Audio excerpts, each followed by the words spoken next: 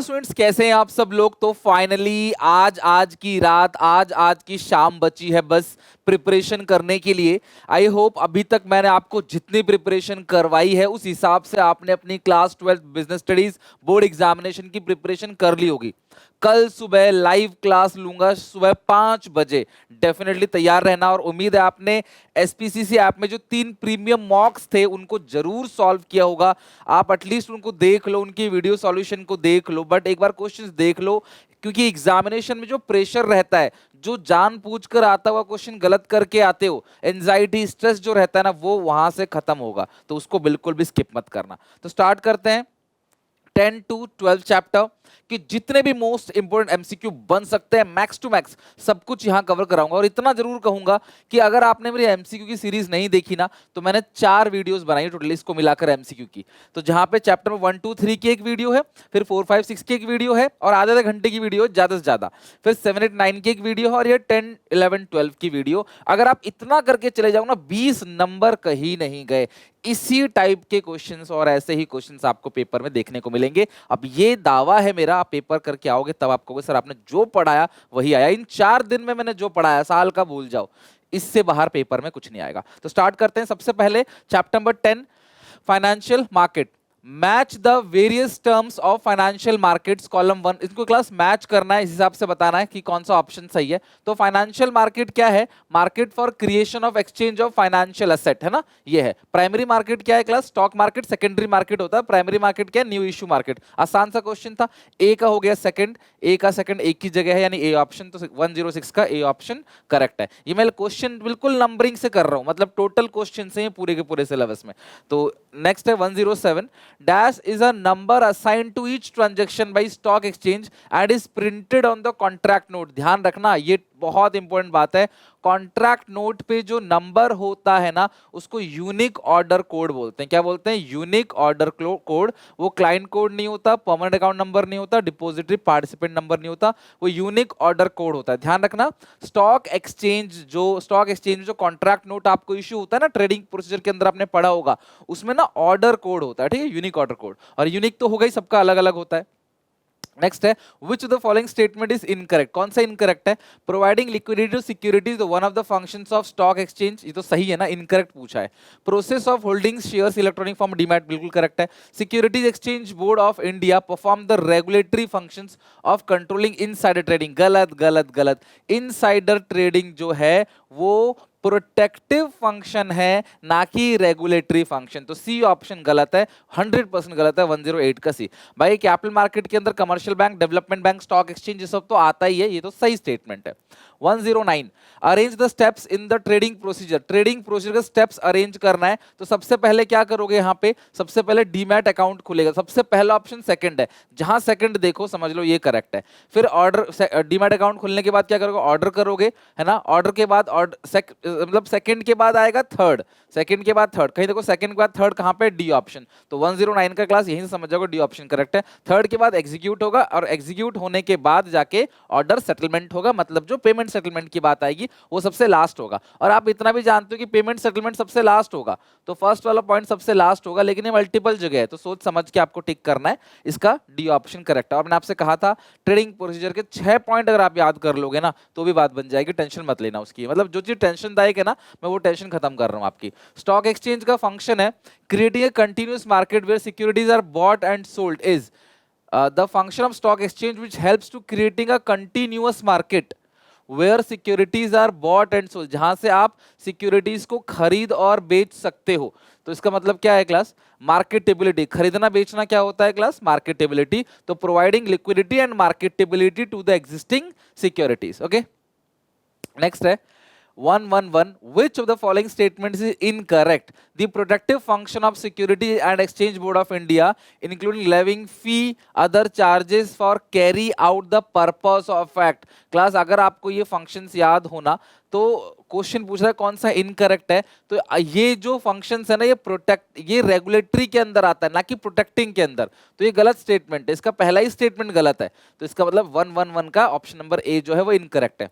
मतलब बाकी ये 3 करेक्ट ऑप्शंस हैं, जैसे development function of stock exchange including trading of intermediates बिल्कुल करेक्ट है, डेवलपमेंट के अंदर आता है। रेगुलेटरी फंक्शन के अंदर आता है रजिस्ट्रेशन कराना, बिल्कुल करेक्ट है। Objective of security exchange board of India include protecting the rights of investor, ये भी ठीक है। तो पहला ऑप्शन गलत है, 111 का ए ऑप्शन करेक्ट है। 112 in 2003 the all transactions in securities are settled in 2 days after the trade date. This system इसे क्लास रोलिंग सेटलमेंट सिस्टम बोलते हैं ना, rolling settlement system T plus 2 days का, 112 का ए।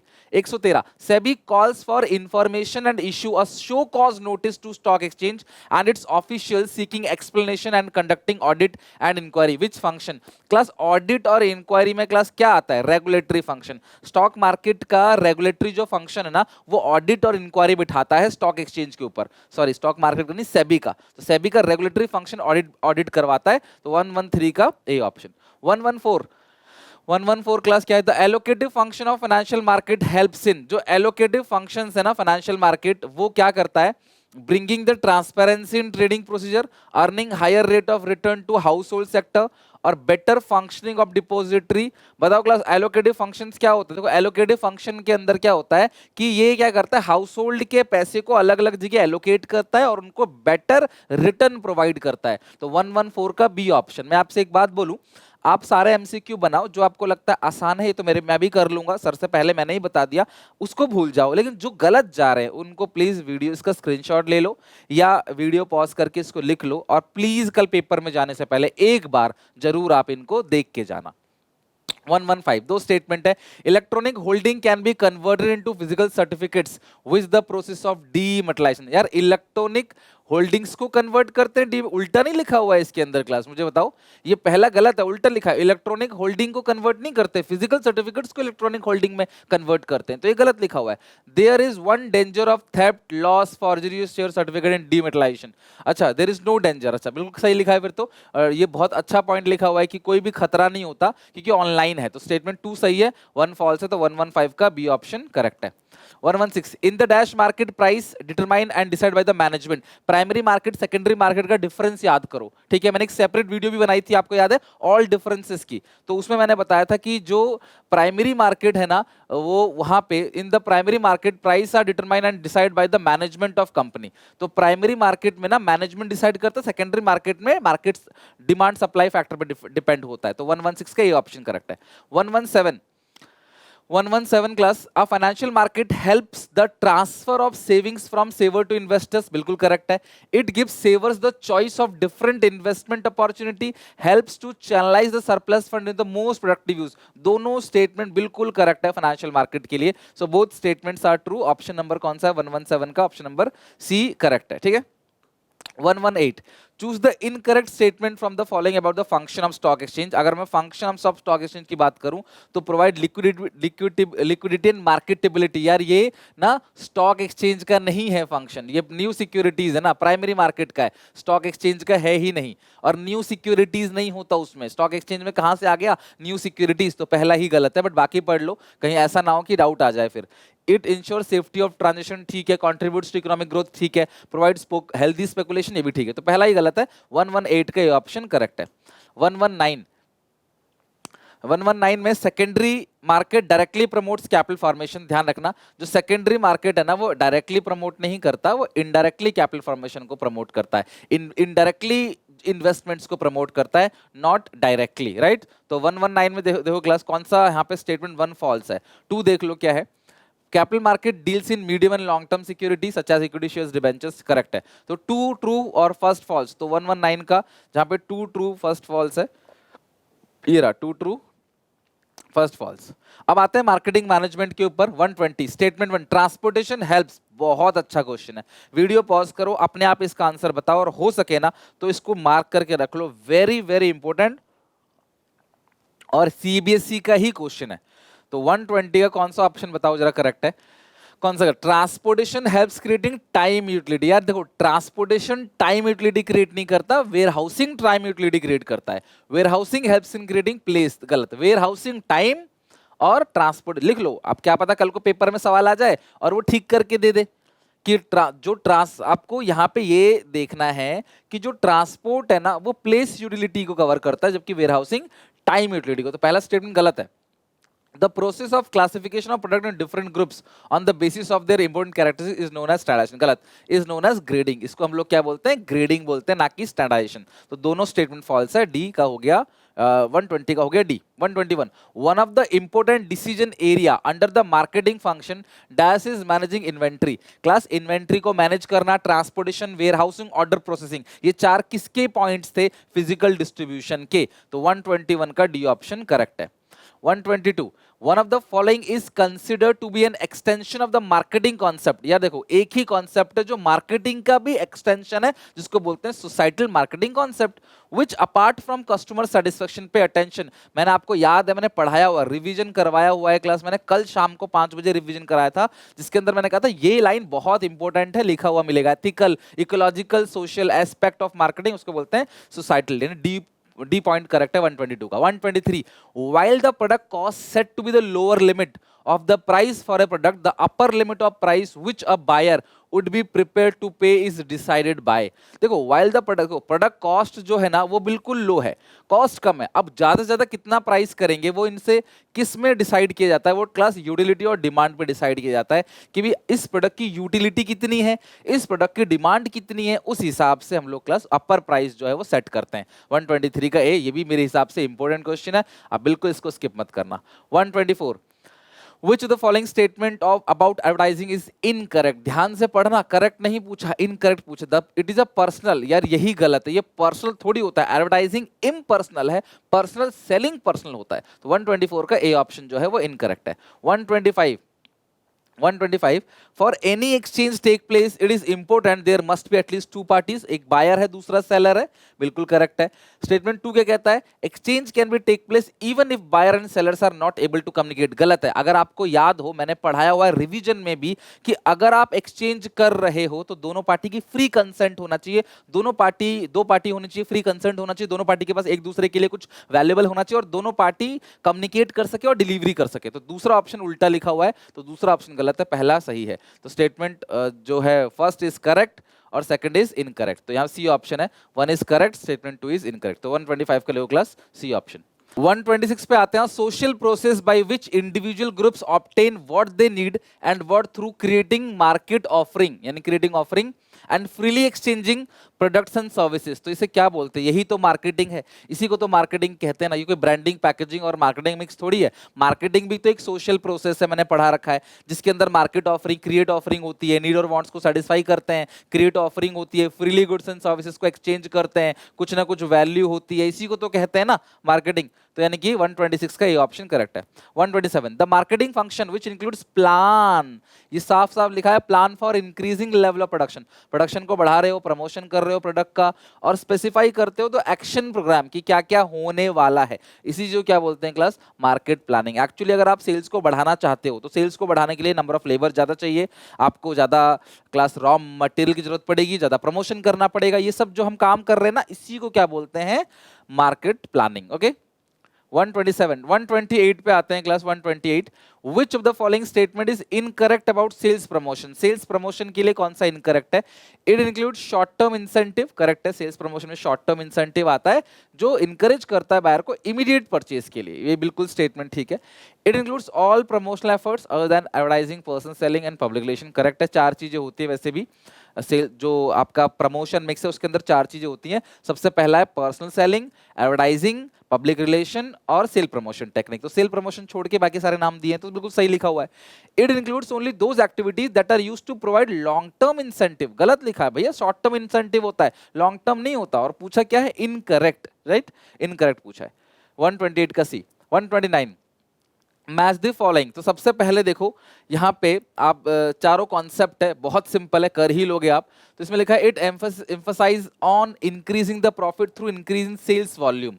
भैया सेल्स वॉल्यूम को बढ़ा रहे हो by adopting aggressive selling technique. यार aggressive selling technique selling concept में होता है. आर का फर्स्ट, जहां पे आर का फर्स्ट देखो ना वो सही है समझ लो, बट आर का फर्स्ट दो जगह तो ए भी हो सकता है और डी भी हो सकता है. और आगे पढ़ते हैं. It emphasis on profit maximization through customer satisfaction. ये पक्की बात है, मार्केटिंग का है, यानी कि एस का 4. तो एस का 4 ये रहा, यानी कि ए ऑप्शन इसका करेक्ट. आप चेक कर लो.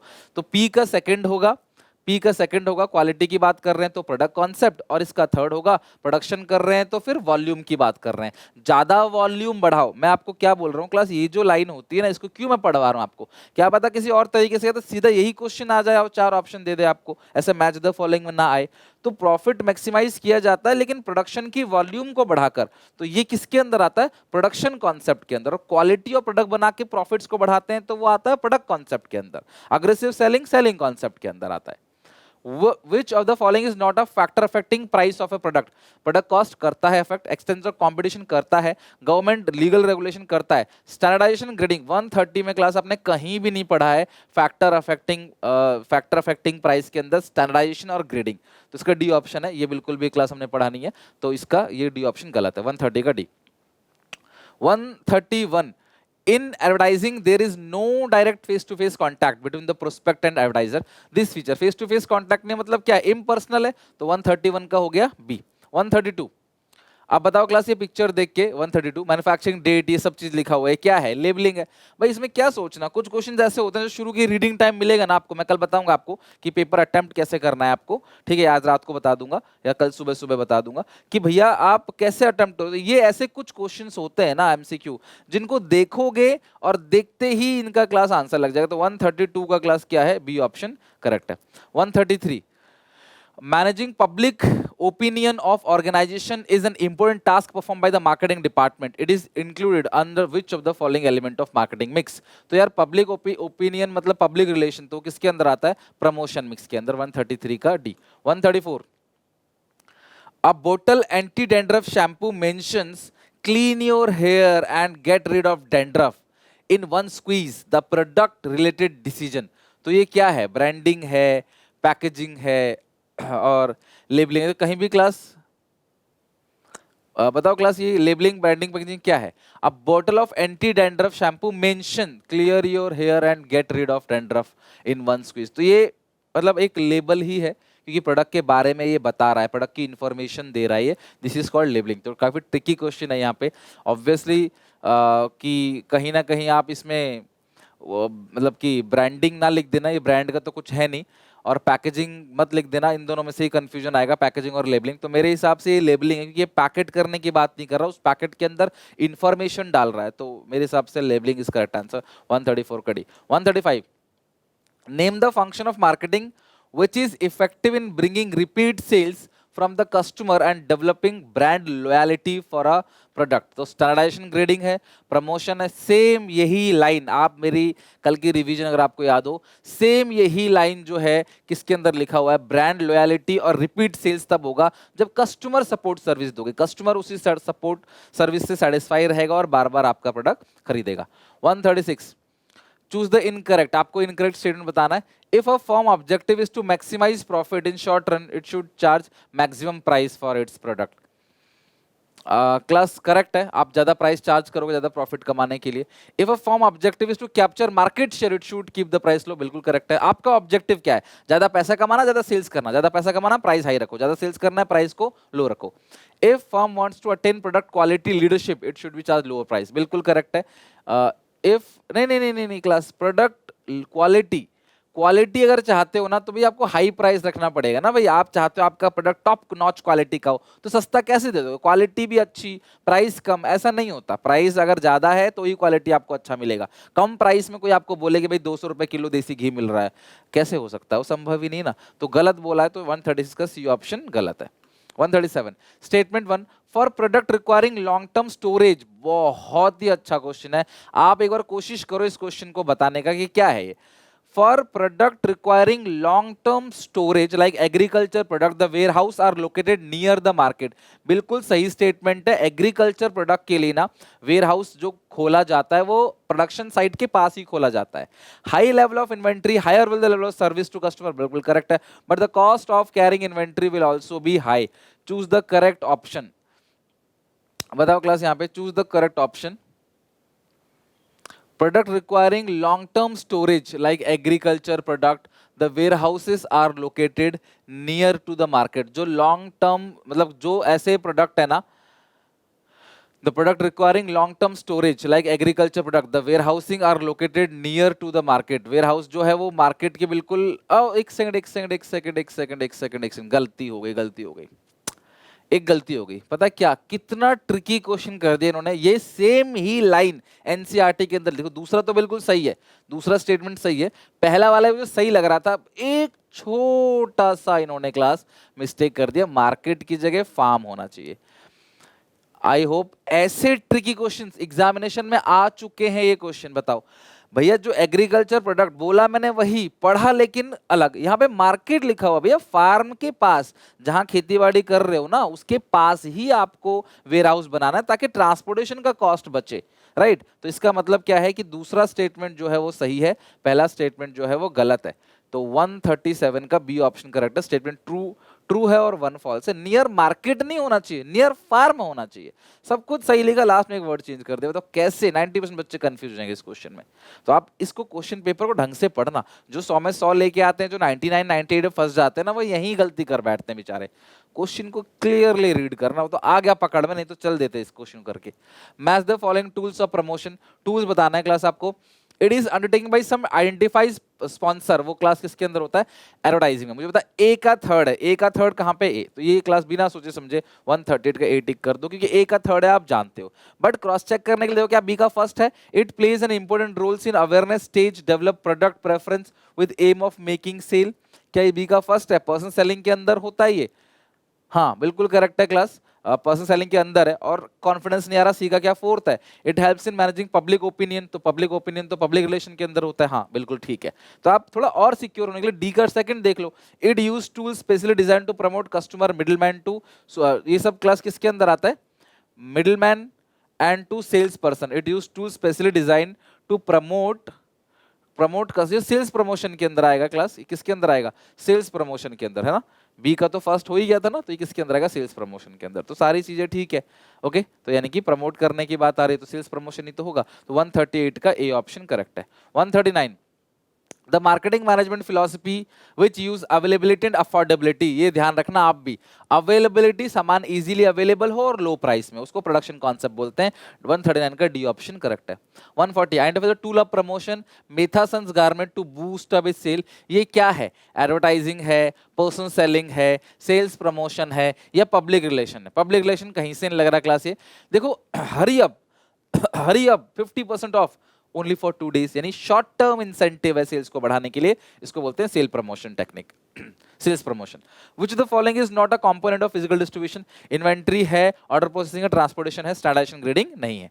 141 का B. Question number 142 Binu had a book store in साबाद called Bookmark for years. The bookstore was doing reasonably well, but with rise in digital books and online retailer, her sales had declined.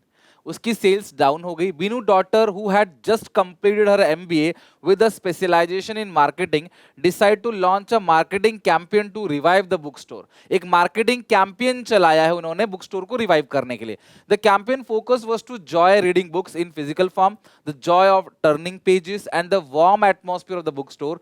She organise story writing and other competition every weekend. हर weekend में लोगों को attract करने के लिए competition जो है वो चलाती हैं। The information of these was given to parents and children through the television, radio, children or magazine, etc. Attractive prizes were offered to the winners. They increased the footfall of children and their parents. The bookstore becomes soon popular. The tool of communication used by Binu's daughter to revive the book store was, तो जो book store को revive करने के लिए जो tool use किया गया यहाँ पे वो है कंपटीशन करवाना, हर हफ्ते जो है उनको बुलाना, है ना। तो ये चीज किसके अंदर आती है, पब्लिक रिलेशन के अंदर। तो 142 का डी है। अब इस क्वेश्चन में ना एक दूसरा एंगल भी है, मे बी कुछ बच्चे इस एंगल को भी देखें और वो अगर एडवर्टाइजमेंट भी टिक करते हैं तो भी मुझे लगता है सही होगा, क्योंकि ये दोनों ऑप्शन करेक्ट है। अब ये जो एक कम्युनिकेशन यहाँ भी कर रहे हैं, टीवी, रेडियो और मैगजीन के थ्रू ये लोग बच्चों को एडवर्टाइज कर रहे हैं, तो ये एडवर्टाइजिंग का पार्ट भी कहलाएगा। तो आप देख लेना, अगर आप इस पॉइंट ऑफ व्यू से लिखते हो तो ये एडवर्टाइजमेंट है, इस पॉइंट ऑफ व्यू से पब्लिक रिलेशन, मेरे हिसाब से दोनों ठीक है। बाकी कमेंट सेक्शन आप बताना 142 का क्या आंसर है, ज्यादातर बच्चे क्या बताते हैं। 143 the level of packaging in the given below is a, तो ये क्लास प्राइमरी पैकेजिंग है, प्राइमरी सेकेंडरी दोनों है, प्राइमरी सेकेंडरी ट्रांसपोर्टेशन तीनों है। तो बताओ क्लास 143 का क्या है? ये प्राइमरी है और सेकेंडरी क्या है? देखो इस बोतल के अंदर जो भरा गया लिक्विड वो हो गया क्लास आपका प्राइमरी पैकेजिंग, और इसके कई सारे बोतल को क्लास यहाँ पे एक साथ कंबाइन करके ट्रांसपोर्ट करने के लिए हमने अलाउ कर रखा है कि ट्रांसपोर्ट हो सके, तो वो प्राइमरी और ट्रांसपोर्टेशन दोनों है। तो 143 का डी होगा, प्राइमरी सेकेंडरी कुछ है नहीं इसमें। Prakhar limited is the manufacturer of life saving drugs, यानी दवाइयां जो जिंदगी को बचाती हैं, आपकी जान बचाएगी। There was an outbreak of flu for 2 years back. The spread quickly and affected many people. Prakhar Limited made huge investment in research and development and was able to develop a medicine for the same. The medicine was very effective in controlling the flu, and now it has become a necessity for the patients. As a result, the demand for the medicine increased manifold. Considering the demand, the company increased the price of the medicine. The government observed the situation. Since it was only available medicine to the combat flu, the government declared it is an essential medicine and regulated its price. देखो जो medicine जरूरी होती है ना, सरकार कहती है भैया आप उसका प्राइस अपने आप से डिसाइड नहीं कर सकते। हाँ, आपने इन्वेंट कर लिया कोई चीज का मतलब ये नहीं कि आप जनता को लूटना चालू कर दो, सरकार का रेगुलेशन आ गया। तो बताओ class from the following identify the factors affecting determine price. तो सबसे पहला गवर्नमेंट रूल रेगुलेशन तो ठीक है, 144 में गवर्नमेंट रूल रेगुलेशन तो ठीक ही है, लेकिन इसके अंदर क्या है, उसकी जो कॉस्ट है उसकी बात चल रही है, कहीं पे मार्केटिंग मेथड की बात चल रही है, यूटिलिटी की बात चल रही है। बताओ क्लास कौन कौन से पॉइंट्स इन्वॉल्व है इसके अंदर? चौथा तो करेक्ट है, तो चौथा कहां पे? चौथा ओनली है, चौथा हर जगह चौथा है। अब यहां देखो पहला और तीसरा चेक करो क्या है, यूटिलिटी डिमांड। तीसरा भी करेक्ट है भाई, लोगों की बहुत ज्यादा यूटिलिटी है, डिमांड है ना, कंसिडरिंग द डिमांड साफ साफ लिखा हुआ है, यानी थर्ड भी है, तो यानी कि बी ऑप्शन करेक्ट है, जहां पे थर्ड भी है और फोर्थ भी है और ऑब्वियसली फर्स्ट भी होगा। प्रोडक्ट की कॉस्ट भी मैटर करेगी, ठीक है। यहाँ पे काफी पैसा उसने लगाया है, यूज इन्वेस्टमेंट लगाया है, तो काफी पैसा भी लगाया है, तो इसका बहुत प्यारा क्वेश्चन था। सारे एक केस स्टडी ही पूरी की पूरी समझ लो कवर हो गई, ठीक है। इसका बी ऑप्शन करेक्ट है 144 का। 145 when products are sold by the manufacturer to the end consumer, zero level भाई, मैन्युफैक्चरर सीधा बेच रहा है किसको? एंड कस्टमर को, कोई भी इंटरमीडिएट यूज ही नहीं हो रहा, तो जीरो लेवल है ना क्लास, कोई मिडलमैन है नहीं, सीधा क्लास मैन्युफैक्चरर से कंज्यूमर के घर पे आ रहा है। 145 का ए।